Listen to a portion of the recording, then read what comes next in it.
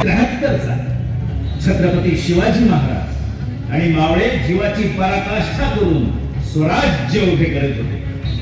Adil Shah, Nizam Shah, Mughal, Dutch, इंग्रज या सगळ्यांनाच राजांच्या गनिमी काव्यापुढे शिकस्त खावी लागत होती आणि चौफेर फक्त आणि फक्त मराठ्यांचीच फतेह होत होती.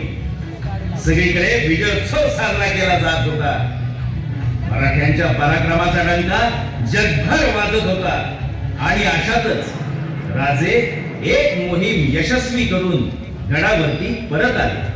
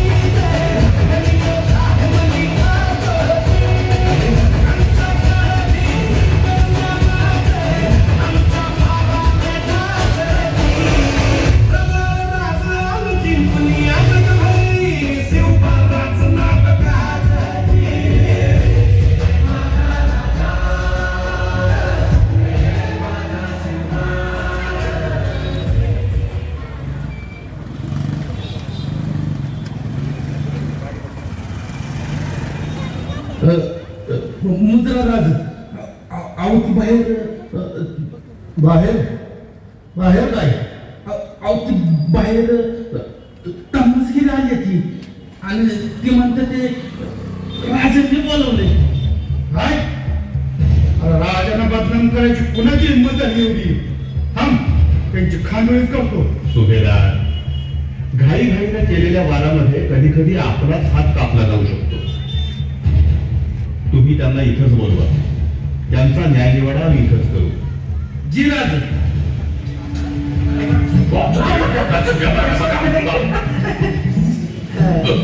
मजदादांनी तुमची सेवा करायची इच्छा आहे. आई, तू चुकीच्या ठिकाणी आली आहेस. आम्ही असले शौक फरमावत नाही. आमच्या स्वराज्यात परत स्त्री ही माते समान आहे. आता आल्यासारखी खडा नारळाची ओटी घे आणि परत जा. अहो, एकदा सेवा घेऊन तर बघा, जन्मभर तुमच्या पाशीच ठेवतात. ए सोंगाड्या, एकदा सांगितलं कळत नाही का? आता जातो का? हो हो.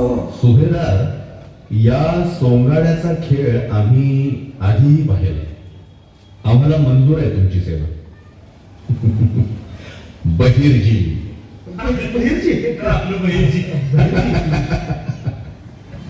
बहिर्जी, तुम्ही येणार ही खबर आम्हाला आधीच लागली होती. बोला, काय खबर घेऊन आलाय? राज, अण्णाजी पंतांचा सांगावा घेऊन आले. राजा, पन्हा फते होणं कठीण आहे. आता आपलं नेहमीच शस्त्र वापरावं लागणार. गनिमी कावा. पन्हाळा घ्यायचाच नाही आणि तो एकाच घावात घ्यायला हवा. आणि त्यासाठी आपला मराठी मनसुबेदार वाघच हवा. समजलं जी.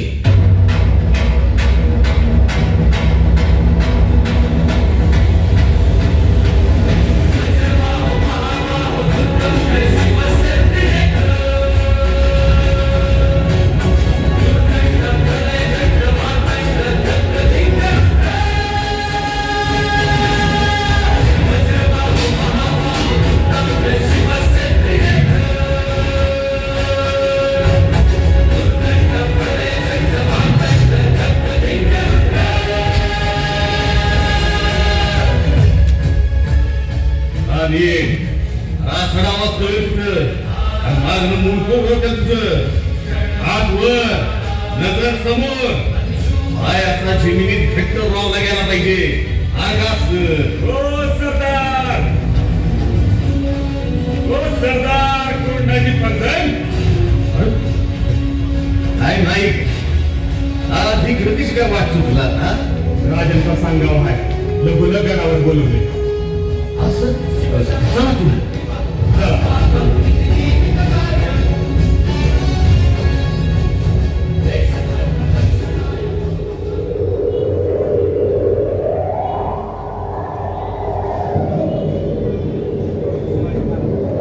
राज मुजरा या खेळीचा कोंडाची प्रचंड वाघांचा वाघ. या आम्ही तुमचीच वाट बघत होतो. एक वाघाच्या हिमतीची कामगिरी आहे. विडा उचलला कधी निघायचं कामगिरी विचारली नाही, जीवावरची आहे. अहो जीव तर कधीच तुमच्या साम्राज्याच्या पायाशी हंतरलाय राज. तुम्ही फक्त बोट लावायचं आणि आम्ही उडी घ्यायची. पण यावेळेस कुणी चुकता कामा नये. कोंडाची या किल्ल्यावरची आमची स्वतःची उडी एकदा चुकली आहे. पन्हाळा होय, मिर्झा राजांशी तह केला तेव्हा आदिलशहाच्या घशातून हा किल्ला सहज काढू असं वाटलं होतं. पण आम्हाला शिकस्त खावी लागली. हजारो मावळ्यांच्या रक्तामांसाचा चिखल झाला आमच्या समोर. पण आता हा किल्ला आम्हाला हवाय स्वराज्यासाठी, रयतेसाठी. राज कोकणातल्या घाटावरून पळून नेलेल्या आपल्या लेकीबाईंना पन्हाळ्यावरनं जंजिरेला पाठवलं जातं. आणि जंजिराच्या मार्गी त्यांना थेट गुलाम म्हणून निघलं जातं. बहिरची हीच साखळी आपल्याला तोडायची. कोंडाजी, तुमचा बेत काय? बोला, किती सैन्य देऊ तुम्हाला? 5,000? नगर राज. मग 7,000? नाही राज, मग किती? 60. राज फक्त 60 बेडी द्या. हा फक्त 60? अहो फर्जन, एका मावळ्याला 40 गरीब कापावं लागतील. राज 60चं 6 लाख कसं करायचं त्यांनी ठरवले. तुम्ही फक्त इडा द्या. अहो राजे हे काय? कोंडाजी, स्वराज्यातील आपल्या माय माऊली, रक्ताळलेले आमचे हजारो मावळे, बाजींचे बांदल आणि तुमचे गुरु तानाजी मालुसरे, हे सारे तुमच्याकडे नजर लावून आहेत. पन्हाळा फतेह करा कोंडाजी, पन्हाळा फतेह करा. रयतेच्या अपमानाचा सूड घ्या. आमच्या तानाजी रावांच्या रक्ताचा सूड घ्या. जी राज. जय भवानी, जय भवानी.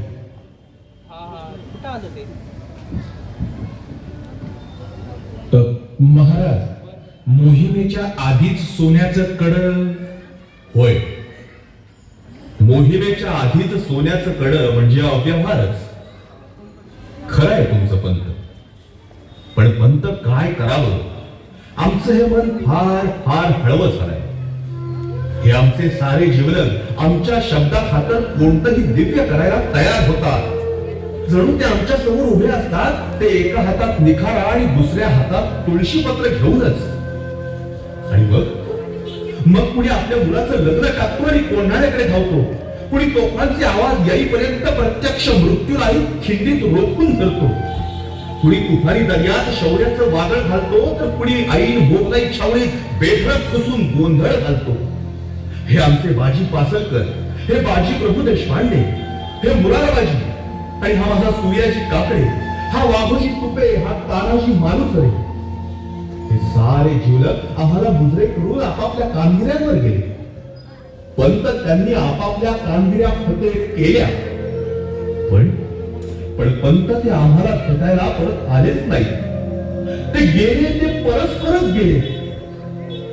साधी शाबासकीसाठीही त्यांची पाठ आम्हाला थोपटायला मिळाली नाही. पंत, आता कुणी असा मुजरा करून आमच्या समोरून ज्यावेळेस कामगिरीवर निघतो तेव्हा आमचं काळीच गणपत. हा कोंड्या म्हणजे माझा दुसरा तानाजी आहे. पन्हाळ्यासारखा बेला तालेवार किल्ला हासिल करायला निघालाय हा कोंडाजी. आम्हाला खात्री आहे की हा कोंढ्या पन्हाळगड खेळणार, हरगीज घेणार. पण पंत हा कोंडाजी आम्हाला भेटायला परत येईल ना? नाही, पंत काय अभद्र बोलून गेलो आम्ही. आमचा कोंड्या नक्की परत येईल. त्या पन्हाळ्यावरती स्वराज्याचा झेंडा लावून परत येईल. आऊसाहेब क्षमा करा आम्हाला. आम्हाला राहावलं नाही म्हणून मोहिमेच्या आधीच कोंड्याच्या हातात आम्ही सोन्याचं कड घातलं. आई जगदंबे, हा आमचा कोंड्या सुखरूप परत यावा म्हणून आम्ही तुझ्या चरणांची साकडं घालतोय. गोंधळाला ये आई, गोंधळाला ये.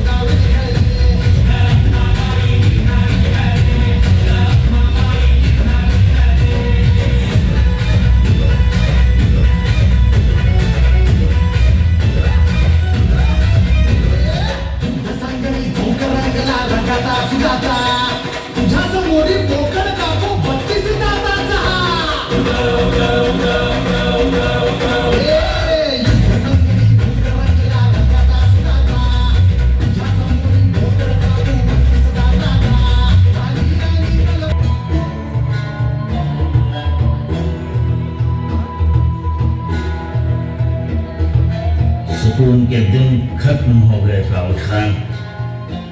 उस सिवा के लोग कहीं से भी आ सकते हैं. तुम चौकन्ने रहना. छुप छुप के वार करना उनकी फितरत में है. जी जी बिल्कुल हुजूर, आप फिक्र मत कीजिए. मैंने अपने सिपाही किले के चारों ओर भेज दिए हैं हुजूर. 1000 सैनिक उस दरवाजे पर, 1000 सैनिक इस पूरे तट पर और 2000 हथियारबंद सैनिक इस वाले तट पर तैनात है हुजूर. आप बेफिक्र रहें. बहुत खूब, बहुत खूब. शाबाश, शाबाश कावत खान. मगर इस वाले कड़े पर कोई सैनिक क्यों नहीं है? हुजूर, इस तट पर तो परिंदा भी पर नहीं मार सकता. यहाँ तो सिर्फ हवा आती है. लेकिन जागते रहना और पहरे सख्त रखना. बिल्कुल बिल्कुल हुजूर, बिल्कुल बिल्कुल.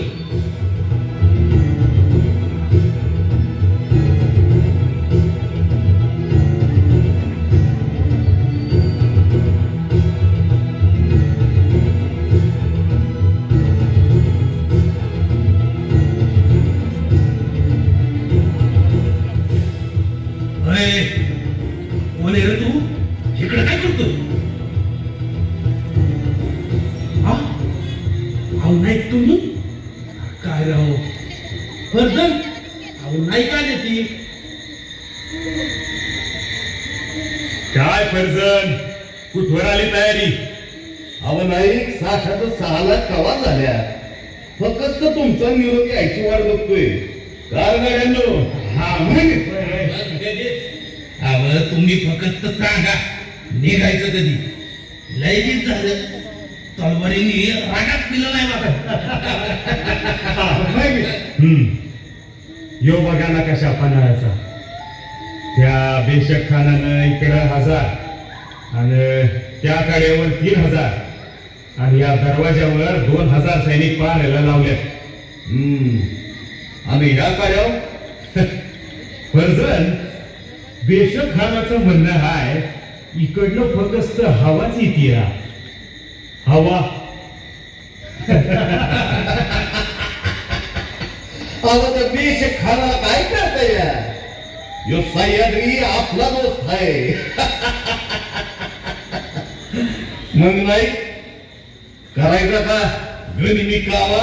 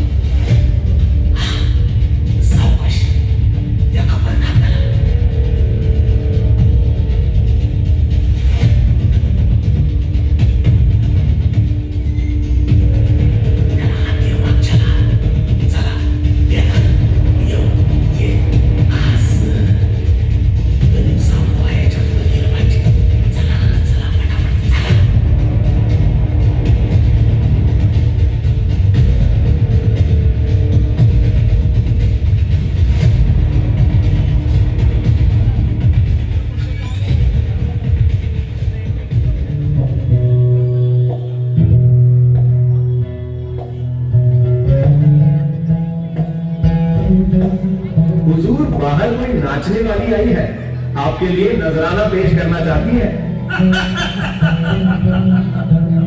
बहुत खूब पेश किया जाए।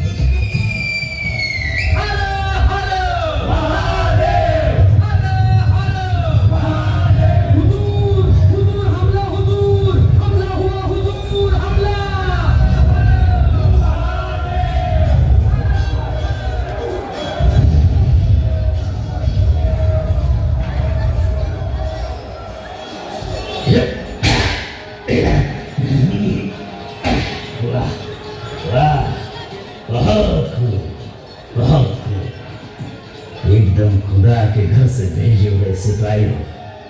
नाम क्या है तुम्हारा? भवानीचा लोक आहे, शिवाजी महाराजांचा वाघ आणि तानाजी रावांचा चेला, गोंडाजी फर्जंदान्या।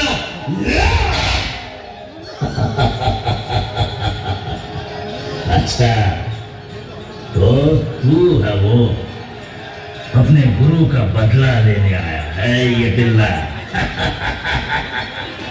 बिल्ला नाही रे, शिवाजी राजांचा शिकारी वाघ आहे वाघ, आणि माझ्या तानाजी रावांसाठी तुझ्या नरडीचा वाघ घ्यायला आलोय। जी, तुम आली आदिल शाह के गुलाम बन जाओ, जिंदगी में कभी देखा नहीं होगा उतना खजाना मिलेगा। अरे खूप तुझ्या बादशाहवरून बादशाहीवर मराठीच्या अवलादेण्या इमान इकणार नाही। अच्छा, इतना आसान नहीं है मुझे खत्म करना, ये किला हासिल करना। अगर तुम्हारा सिवा भी आए तो उसके लिए भी नामुमकिन है। मैं तुझे कृपा को मारूंगा, और उसके बाद उस सिवा को भी खत्म करेंगे हम।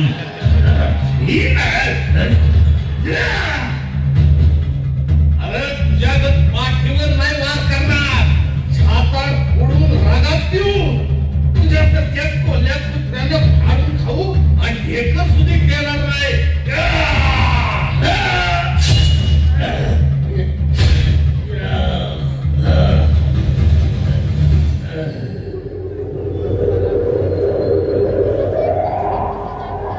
मंडळी, मराठ्यांच्या पराक्रमाची शर्थ झाली।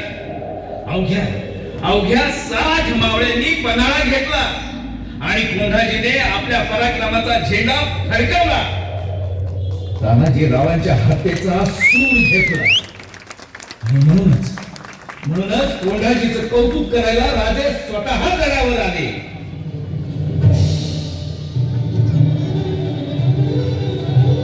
कोंडाजी